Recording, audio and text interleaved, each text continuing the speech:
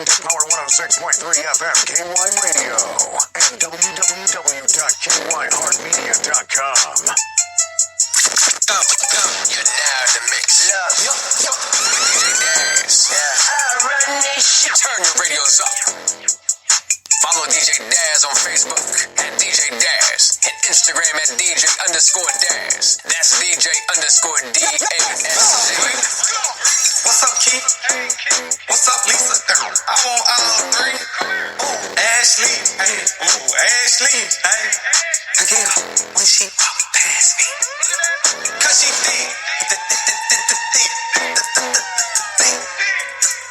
Think she made me stutter. No friends. I want all of them. Yeah, run around the trap right now with 100 bands on me. I be looking like a brick. Yeah, ring around the rose. I been riding with the 40. Play, you gon' feel that stick. Yeah, pull up to the red light, shot walk by. Looking good, shot looking like a lick. The back like a cake with the ice cream shake. Got banana split. Pull up to the light and I told him, pull over that. Too fat. Tell your boyfriend you don't want no more. What's up, Power 106.3 FM listeners? I am your host, Mr. This is D's Corner, all things literary. What's up, all my fellow readers? I'm your host, Mr. Animated, and this is D's Corner, all things literary. Thank you for tuning in to Power 106.3 FM KY Radio. You can follow us at D's Reading Corner on Facebook, Instagram, and Twitter. Online at www.kyheartmedia.com. YouTube at Power 106 FM KY Radio, and Meeting in the Ladies Room KY Radio. As always, our sponsors for this week are Merrywald Media Brand Group, Diamond Elite Design Customs, and Matters of Heart Natural Products and Essential Oils. This week's book selection is Rapunzel by Grimm's Brothers.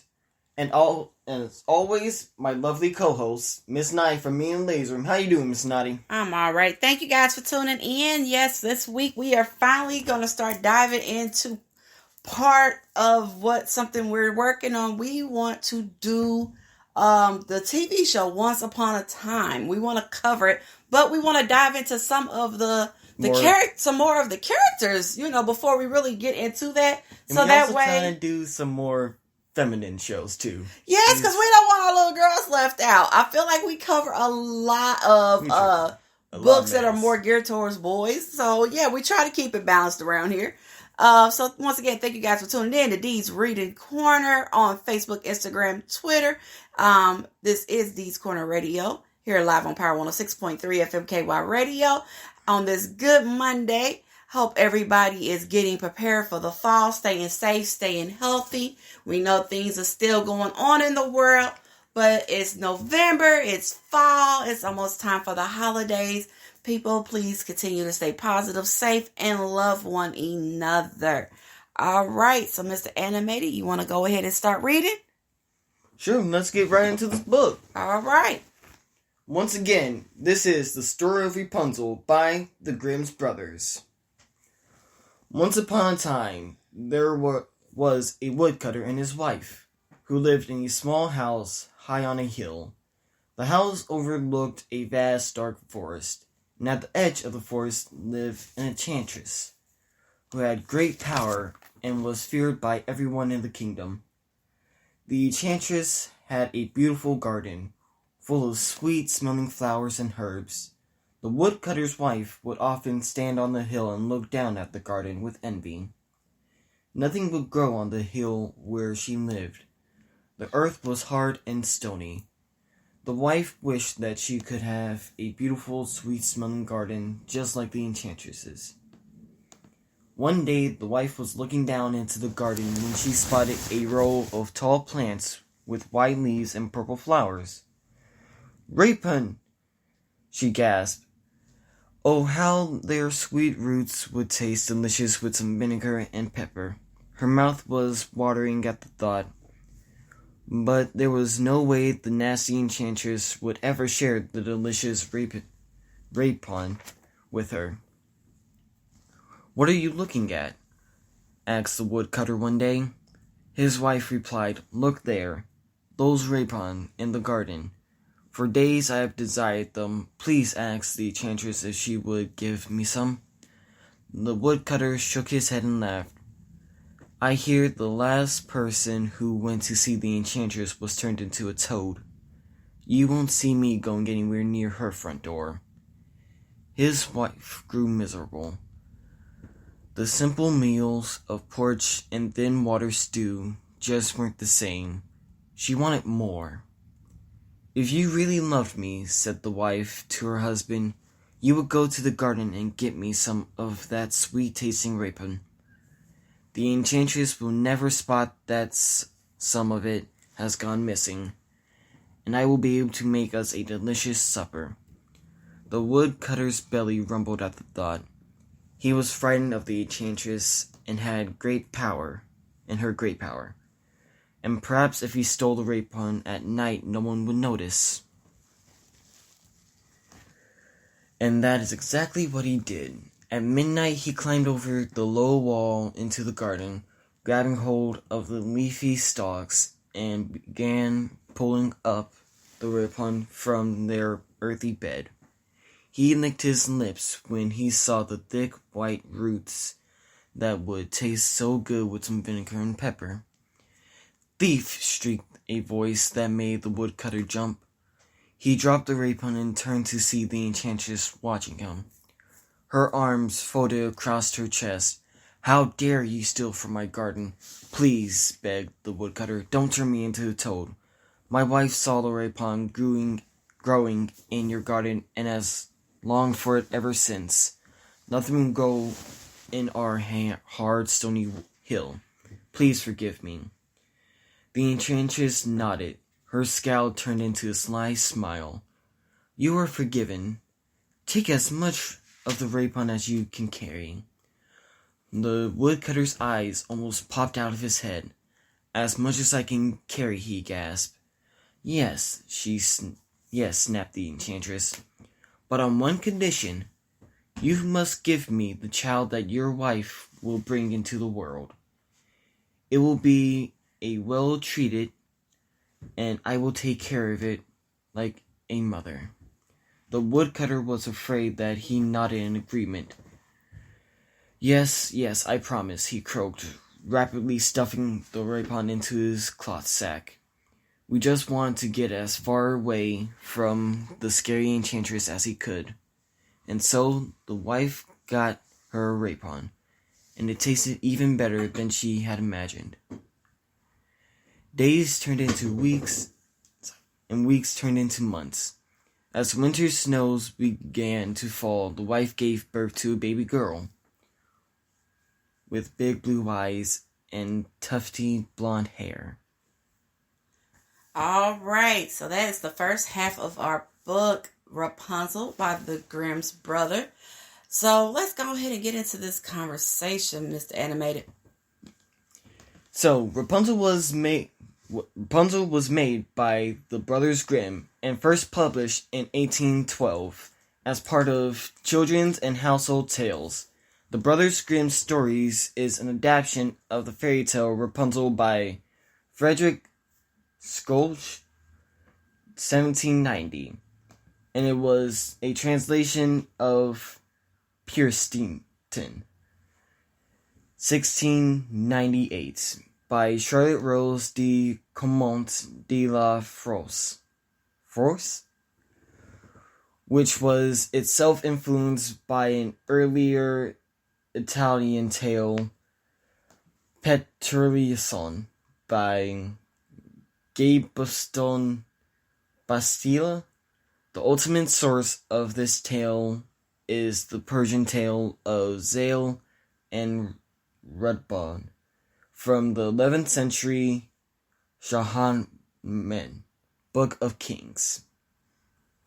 Alright, so y'all have to forgive us because, of course, this is a German tale, so there's a lot of German words, so we're going to, try to pronounce them as correctly as possible. This tale is classified as an Arne Thompson type 310, The Maiden in the Tower. Its plot has been used and parodied in various media. It is best known line, Rapunzel, Rapunzel, let down your hair, is an idiom in popular culture. So once again, this tale, the origin of it was that it was published by the Brothers Grimm in the Kinderanzeichen in 1812. There's source story published from 1762 to 1798 in his Klein Romain in 1790. It has different versions that has gone on through the years. I believe the last time it was published by the Grimm's version was in 1812. So, of course, as we said, the plot, is that there's a lonely couple who long for a child. The original source material, let's put it that way. A lonely couple longs for a child, live next to a walled garden belonging to a sorceress. She experienced cravings associated with pregnancy and noticed some Rapunzel, meaning either Campulian, an edible salad green or root vegetable, or a Valerian lacosta, a salad green, growing in the nearby garden, and longs for it. She refuses to eat anything else and begins to waste away. Her husband, fearing for her life, so one night he breaks into the garden and gets some for her. When he returns, she makes a salad, eats it, and then longs for more. So he returns to the garden to retrieve more. As he scales the wall to return home, the sorceress catches him and accuses him of theft. He begs for mercy and she agrees to be lenient, allowing him to take all the Rapunzel he wants on the condition the baby be given to him when it's born. Desperate, he agrees. When the wife has the baby girl, sorceress takes and raises her as her own and names her Rapunzel after the plant her mother craved. She grows up to be a beautiful child with long golden hair. When she turns 12, the sorceress locks her up in a tower in the middle of the woods with neither stairs nor a door and only one room and one window. In order to visit Rapunzel, the sorceress stands beneath the tower and calls out, "Rapunzel, Rapunzel, let down your hair that I may climb thy golden stair." So from there, we go into the story with the prince. He discovers her, and of course, through the tale, he figures out how to get up there. But in this version, they fall in love. He eventually, over time, asks her to marry him. They plan an escape where he comes at night. The sorceress comes at day to visit her. And what happens is that Rapunzel accidentally gives him away. So in one edition, they said that she innocently says that her test is growing tighter around her waist, hinting at pregnancy. In later editions, she asks Dame Gothel, in a moment of forgiveness, why it is easier for her to draw up the prince than her. In anger, the sorceress cuts off Rapunzel's hair and casts her out into the wilderness to fend for herself. So then when the prince calls that night, the sorceress lets the severed hair down. He finds out it's her. Of course, there's different versions of how he fell down or how she fell down. How he fell down and if the sorceress ends up being stuck in the tower or not, and what happens. But in the original version, he ends up falling into a thorn bush, which causes him to scratch his eyes and blinds him. So they say for years he wandered the wastelands, where he ends up in a wilderness where Rapunzel lives with twins she gave birth to, a boy and a girl, and he hears her singing, and they reunite. Her tears restore his eyesight, and they end up living happily ever after. There's other versions that say her foster mother had untied her hair after the prince leapt from the tower, and it slipped from her hands, landing below, leaving her trapped in the tower. Now, there are there's a lot of interpretations of the Maiden in the Tower stories, which Rapunzel is a part of. And it was used as a metaphor, a lot of people said, to protect young women from premarital relations by overzealous guardians. Some have compared it to a convent where women's lives are highly controlled and they live in exclusion from outsiders. Some scholars have said it's a love conquers all story. There's lots and lots of different things. It's like, I think like one of those scholars, or there's an unfair bargain that happens in the book, right? So we talked about that the husband makes this bargain with the sorceress for the greens. He gives away their baby. Yeah, that ain't nowhere near fair. That's crazy, you know. That ain't even But right. Some people have said that it's replicated in Jack and the Beast, where Jack trades the cows for the beans, or Beauty and the Beast, when Beauty comes to Beast in return for a rose. Ironically enough, there was a movie that actually includes Jack and the Beanstalk, Rapunzel. Yes. and everything. Like, he even gives Rapunzel's backstory. Yeah, so let's talk about some of the culture of this story. So, I mean, of course, there are several books. And movies. And TV shows. So, let's mention a couple. So, an author named Anne Saxon wrote a poem called Rapunzel in her collection Transformations, 1971, where she re-envisions 16 of the Grimm's fairy tales. Rapunzel is also mentioned in the Red Fairy book by Andrew Lang in 1890 publication. A Book of Witches, 1965 by Ruth Manning Sanders. Kate Fawcett has 2 books written about Rapunzel. One is a fictional retelling of the tale and of the life of Mademoiselle de la Force entitled Bitter Greens. Her second book was nonfiction describing the development of the tale entitled The Rebirth of Rapunzel, a mythic biography of the Maiden in the Tower. Then in film, we have, so many. So back when our world was growing up, in 1983 on Showtime, there was something called Fairy Tale Theater by Sherry Duvall. It was a Sherry Duvall series. And they were live action, like, retellings of the fairy tales. Sherry Duvall played the character, of course. And they, did the story. Another story is retold in the second season episode of Grimm's Fairy Tale Classics, aka Grimm Masterpiece Theater. In 1988, the German film adaptation Rapunzel oder die Zauber der Tränen, meaning Rapunzel or the Magic of Tears, combines the story with the lesser-known Grimm fairy tale Maid Maleen. 1990, straight-to-video Hanna-Barbera and Hallmark Cards simply titled Rapunzel, featured Olivia Newton-John of Grease fame. Into the Woods is a musical combination element from several classic fairy tales in which Rapunzel is one of the main characters. It is also filmed for television in 1991 by American Playhouse. But then it was a film adaptation too, right? Yep. What year was that?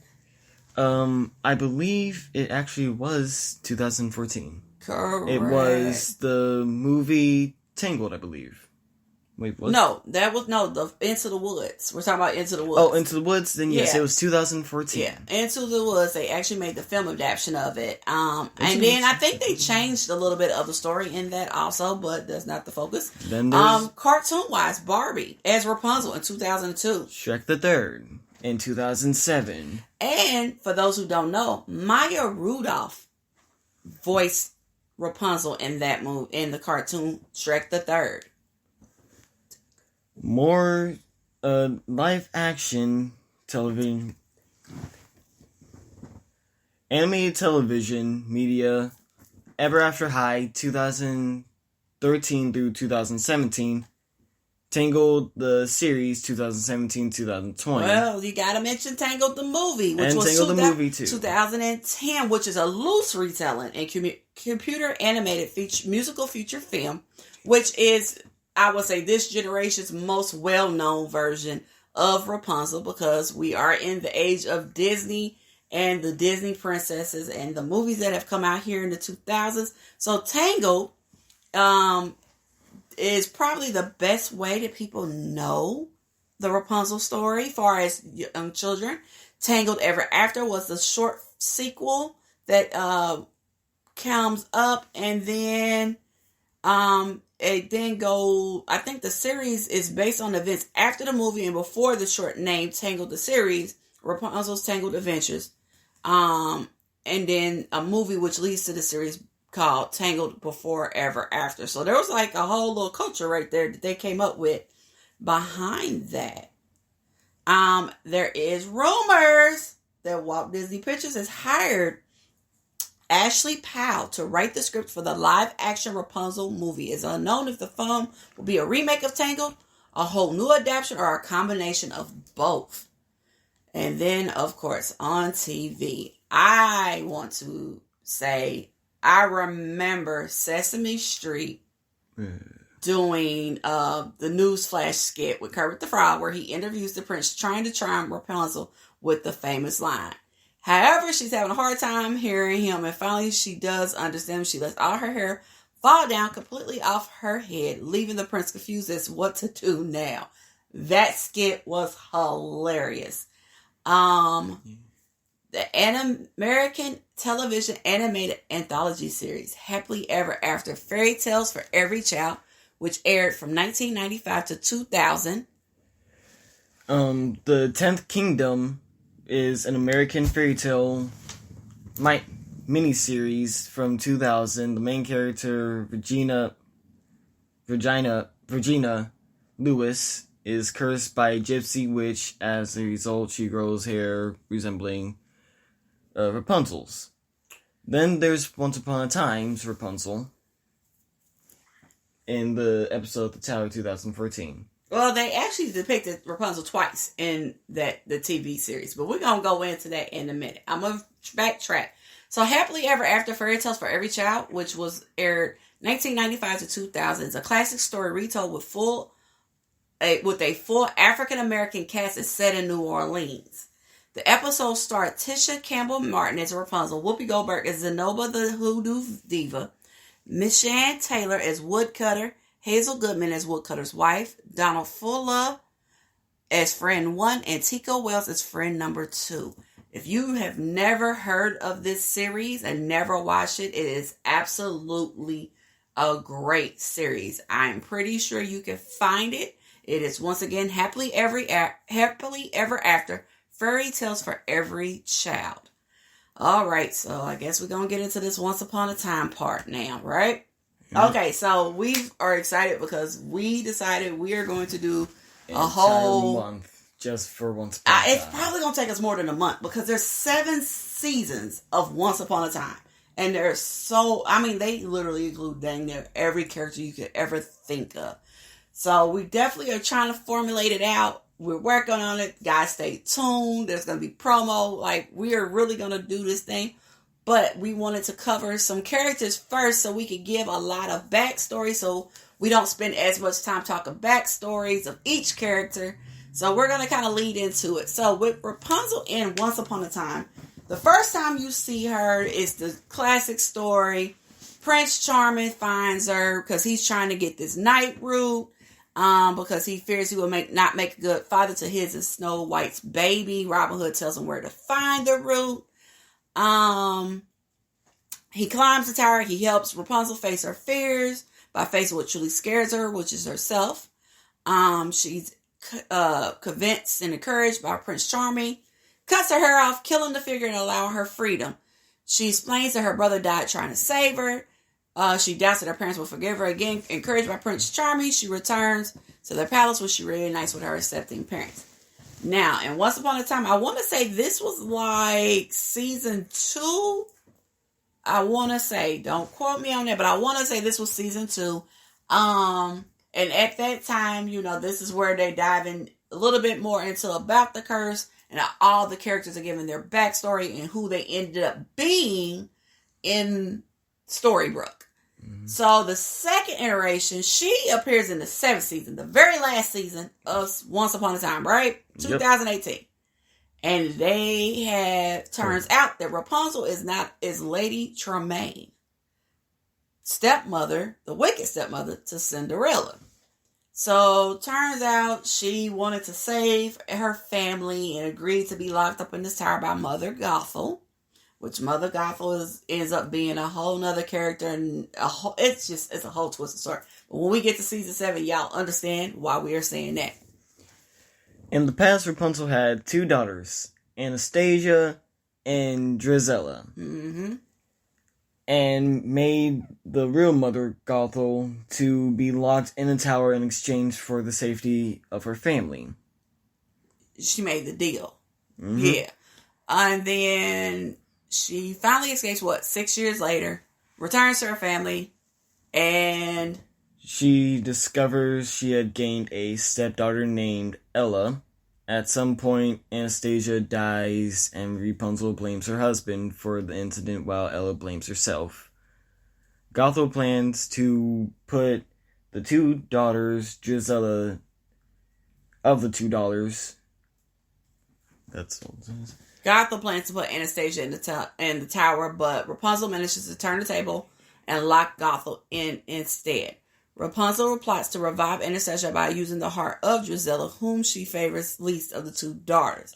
Gisela discovers this and decides to get revenge on her mother by casting the Dark Curse. Y'all will hear that word a lot. She allies with Mother Gothel and sends the new Enchanted Forest residents to Hyperion Heights in Seattle. Rapunzel awakens from the curse but lives as Victoria Belfry and is given new memories making her believe she cast the curse to save Anastasia, while Gisela lives as Ivory Belfry, her assistant and daughter. Cinderella and her daughter are also brought over for the curse. Rapunzel Victoria manages to lock Gothel away in Belfry Towers. So we're not going to go too deep in that because we are going to do, shows based off of that. But the iterations and the changes that people have been able to make in pop culture in different shows and stuff have been very amazing because there's been different spins on it, different reasons of why Rapunzel ends up locked up or how Rapunzel gets away, or even if they've given her even more of a fleshed out story. So like I said, Tangled, to me, the Tangled series or universe and then the Once Upon a Time universe are probably the two more common, current, known aspects of Rapunzel. And I think that is, a great thing, personally. And I know you mentioned earlier about Ever After High, which is a Mattel cartoon book and toy line. Rapunzel had movies. And movies. Ever After High is basically the children of famous fairy tale heroes and villains. So Rapunzel has two daughters named Holly O'Hare and Poppy O'Hare. So the Ever After High is more focused on the children of the heroes and the villains. So you get to hear about their mom a little bit, but there's more focus on the kids and them going through high school. Tangled, the series, like we said, is a 2D animated television show. The original characters, Mandy Moore and Zachary Levi, reprised their roles. A new main character, though, Cassandra, appears, who is Rapunzel's feisty lady in waiting. The series has a feature-length movie titled Tangled Before Ever After, released in 2017. There is a show called Happy Tree Friends, 1999 and it's still currently going, apparently, entitled Once Upon a Time. Petunia has a very long-haired friend that Giggles uses to slide down on as a brief Rapunzel reference. A Japanese anime series called Grimm's Fairy Tale Classics, 1987 to 1989, features the tale in its second season. It gives more spotlight to Rapunzel's parents, who are the local blacksmith and his wife, and it makes the witch more openly villainous. So there are lots and lots of just different iterations of the character, which I think are great. But let's talk about Tangled a little bit. So Tangled actually ended up being the 50th animated feature film, Tangled, 2010, and its 2012 sequel, Tangled Ever After, and then its television spinoff, Tangled, the series. I think that was huge. I think them choosing to make the 50th film a lesser known story. It's not a lesser known story, but it's not your classic princess tale. You know what I'm saying? And she's now part of the Disney princess universe. I feel like that was, I think that was dope. But they changed her backstory completely. Yeah, they did. But they did say it was very loosely based. I know, but it's not the same for me. Yeah, it's not the same. It's definitely different. I'm fine with everything else except the backstory. A lot of people said that they felt she was more of a passive heroine for the film. She wasn't as strong. Some people have even compared her to the Little Mermaid, Air Princess Ariel, far as her physical appearance and personality. And I can kind of see that. You can kind of see that. Wondering about everything in the world. Yeah, I mean, yeah, Now you from can kind of parents saying see it's it. dangerous. Yeah. So, yes. So, I guess my biggest takeaway is that I, once again, love the fact that literature inspires so many different things in culture and throughout, time and history, that you could take something and you can continually keep it alive and put a new spin on it, make it more relatable.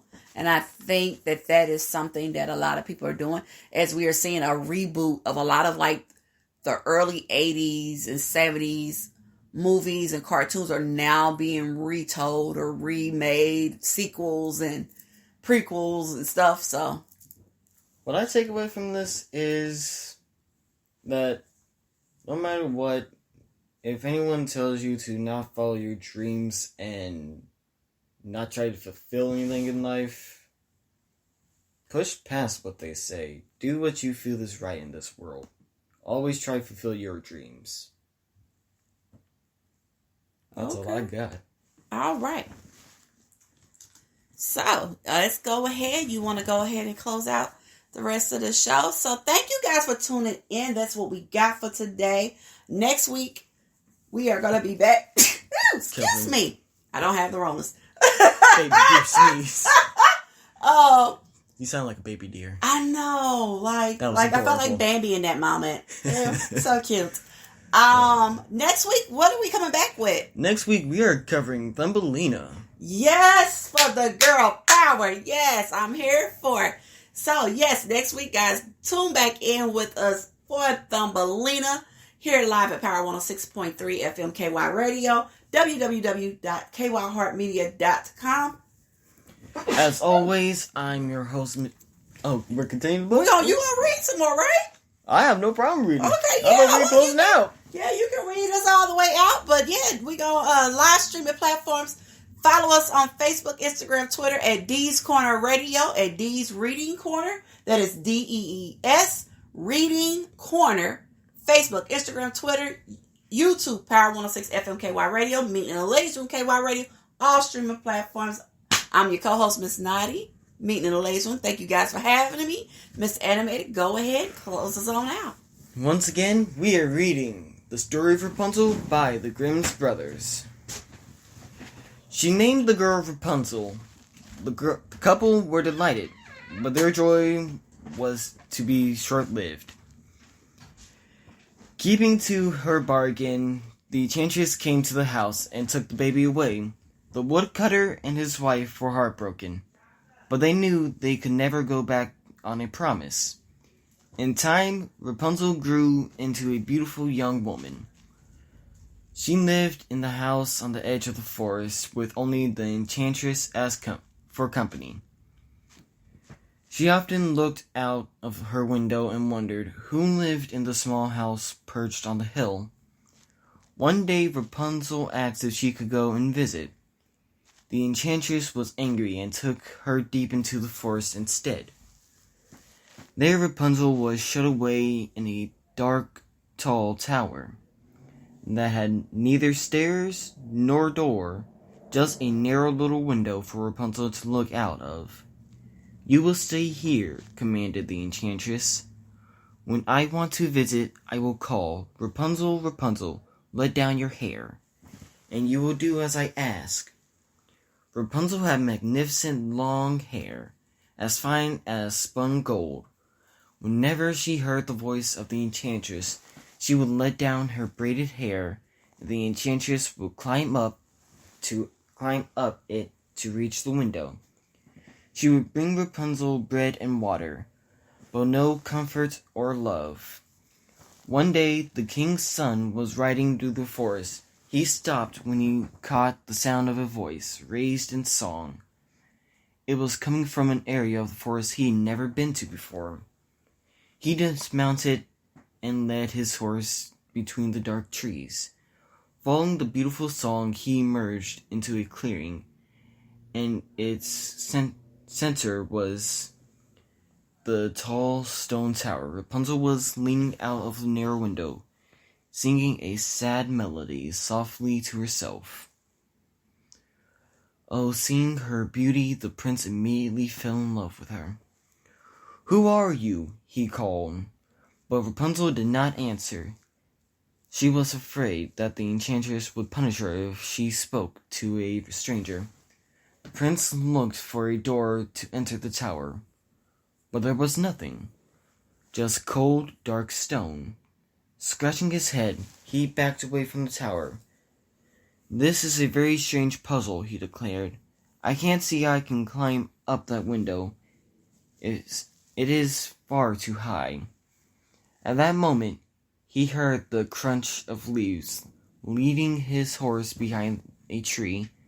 The prince hid from view, just as the evil enchantress stepped from the forest. "Rapunzel, Rapunzel," she called, "let down your hair." Immediately Rapunzel let down the braids of her hair. The witch climbed up to her and disappeared into the tower. The prince waited patiently until the enchantress reappeared and climbed back down again. "Aha!" thought the prince. "So that is how I will reach my heart's desire." Once the enchantress had vanished into the forest, he walked up to the tower and called, "Rapunzel, Rapunzel, let down your hair." Immediately the hair was lowered. With a smile, the prince climbed the tower. When he reached the window, Rapunzel gave a shriek. She was expecting the enchantress, not a young, handsome man. "Rapunzel," he had said, falling to his knees. "Please, let me take you far away from this horrible tower. Let me be your husband and love you for as long as I live." Rapunzel had never heard such kind and tender words before. She lost her fear and burst into tears. "Yes, please, please take me away. Far, far away." But there was a problem. "How will I ever get down from this tower?" sobbed Rapunzel. "You can climb down my hair, but I cannot follow." The prince comforted her.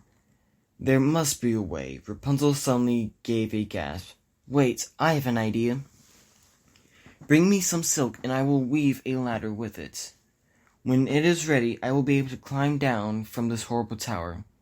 Then we can both ride away from here, far, far away." The prince leaned forward and kissed Rapunzel on the cheek. "I will do as you ask. Do not despair. Soon you will be free." Once again, that was the story of Rapunzel by the Grimm's Brothers. As always, I'm your host, Mr. Animated. This is Dee's Corner, and I will read with you later.